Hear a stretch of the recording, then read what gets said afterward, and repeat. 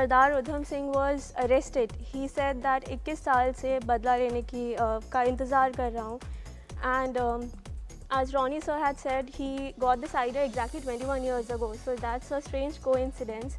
But what do you feel now when the film is ready? How are the feelings? Firstly, he got the idea, not me. Okay. We've been together for 21 years with this idea. Okay. And yeah, 21 years back we thought that we want to make this film.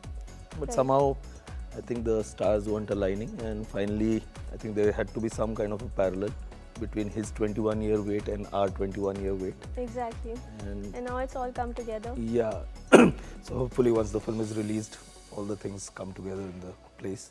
You know, this kind of a film, I mean, is like a once in a you can only do this, you know, this kind, and you can tell this kind of story of this kind of a personality. Right. So I think when I see it, you know, in my edit table, when I see the film, and then I was the other day I was watching it, you know, I also question myself sometimes, how did I do this? You know, even I was quite surprised, did I do this? I mean, if I ask me to do that again, I won't be able to do it. And frankly speaking, I felt it, you know. Some sequences I said I can't do it. It feels quite satisfied that we did it.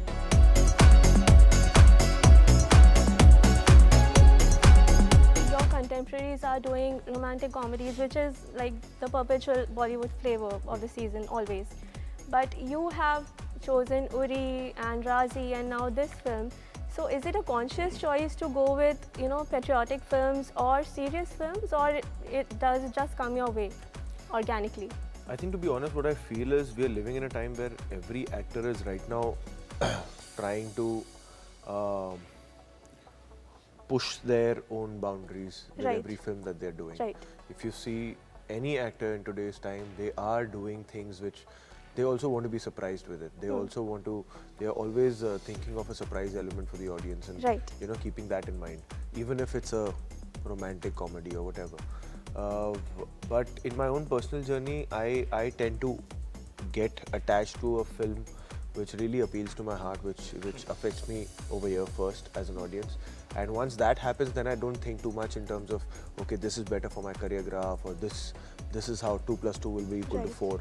I don't do that. It doesn't come naturally to me, so I don't really, you know, if years down the line it starts coming naturally to me, that's how I'll react to that. But right now it doesn't happen. You do get scripts that are deemed to be commercial successes and romantic comedies. You do get such The scripts. thing is, nobody knows on a script level, in the first meeting, nobody knows it's going to be a commercial success. Nobody knows that. It's only after it's turned into a commercial success, people feel कि अरे ये तो शुरू से पता था सबको. पर शुरू में किसी को नहीं पता होता ये पिक्चर हिट होगी, फ्लॉप होगी, पसंद आएगी, नहीं पसंद आएगी, कमर्शियली हिट होगी, कितनी हिट होगी, ये सब चीज़ें किसी को नहीं पता होती हैं. We always hope for it कि ये, you know, it resonates with the audience, not just the money part of it, but people really start making the film their own and then carry it forward. But in the beginning, people, like Sujita said, that it's always the quest is कि हम like-minded people, we come together with a similar passion to make that film, to make that one little short lively. And if that is happening, then you keep enjoying the process, and then whatever, each film has its own destiny.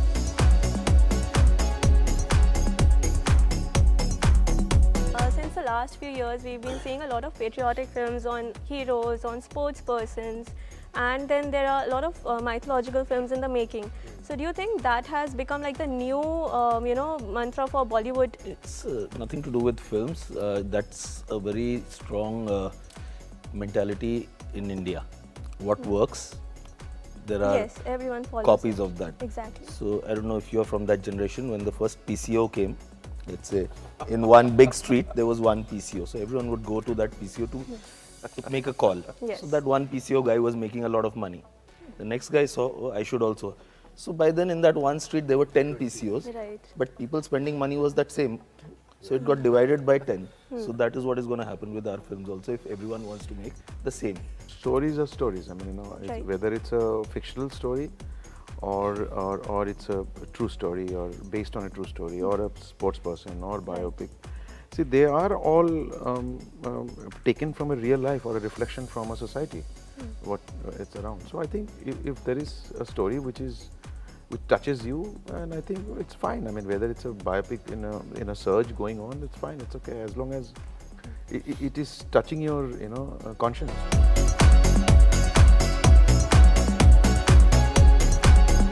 There was this another movie in the name of Shaheed Udham Singh. Raj Babbar. Yes, Shaheed yes, Udham where he played the role of Yeah. Udham Singh. Yes. So, did you take any clues from that film? Did you watch? Did you, Vicky, watch the movie? Because there were no references as such. I have seen that film, so Okay. long back, in 1919. No, I mean everything is what you see around, and you learn from something. Our take is a little different Okay. in terms of this particular film.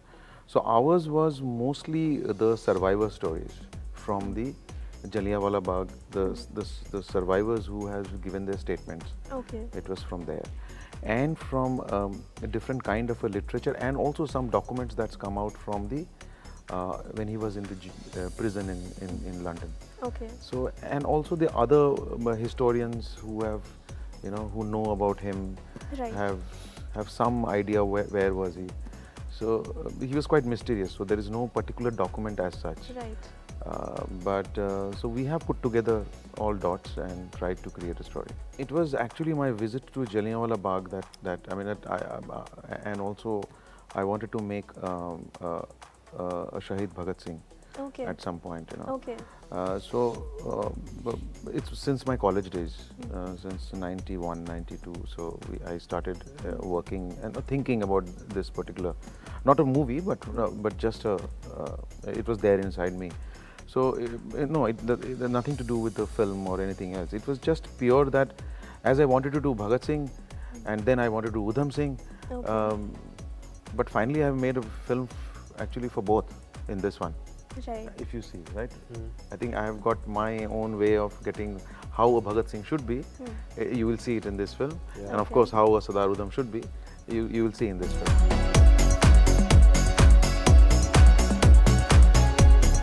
How did you sketch out his character? And because there was no reference, did you also put a little bit of you, maybe a little bit of the writer, and maybe a little bit of the actor in the character that we have today on screen as Udham Singh? Yes, you do that because I think my writers, Shubhendu Bhattacharya and Ritesh Shah, what they have written and what they have conceived, you do that because cinema is all about imagination. It is Right. not a documentary. So, Right. so a lot of imagination, intuition goes into creating a character, and and somewhere a piece of you is also seen Exactly. in that character in the film, in the storytelling. Right. And without that, it's completely incomplete, I think. So yes, you will see a piece of us in that film, in the character of Sardar Udham.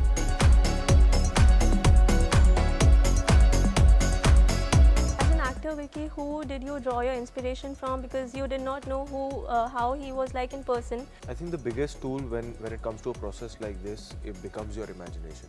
Right. You can only, your director, your entire team of the 200, 300 people who are creating that world for you, so that you can get into your costume, you can get into your makeup. Physical form mein you can become that character and then dive into that world, and you're placed into that world. You can only imagine how he must have felt, and then you try and Yes. truthfully True. touch that note. That's your only quest. Beyond that, I really don't kind of think too much and think and act. Basically, I can't do that. I trust my instincts a lot, and then go into that space and then completely surrender to that space as well. And then let it give it back to me as to what I could be feeling, and then explore it with the director on set, that okay, this is what I'm feeling right now, and this, how much can I push it, how much do I have to restrain it, all of those things. But definitely, to answer your question, imagination becomes the biggest tool.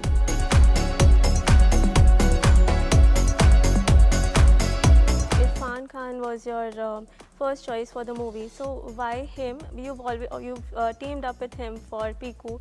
So why was he your first choice? And of course that could not work out, unfortunately. So how did you land up the role with Vicky Kaushal? So, Irfan was the first choice. Of course, the reason was that we wanted to explore this film and treat this film in a. You can understand that if the choice was Irfan first, there must be something intense about the character. Otherwise, it won't be Irfan. Right, sir. So we needed that quality in terms of an actor who's going to be replacing. I won't say replacing, but it was a situation. Right. It was just to move on. So somebody who could be as intense as Irfan. So as you rightly said about Vicky's, that Masan was one of the reasons. I've spoken that quite often. So there is a certain kind of an intensity that we found that me and Ronnie discussed quite a bit about before casting this film. Because it's a huge responsibility for even the actor.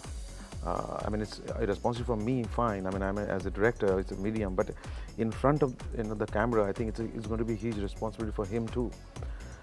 So we found that that he could carry off this huge character with that intensity and dignity. So that's why I think Vicky Kaushal.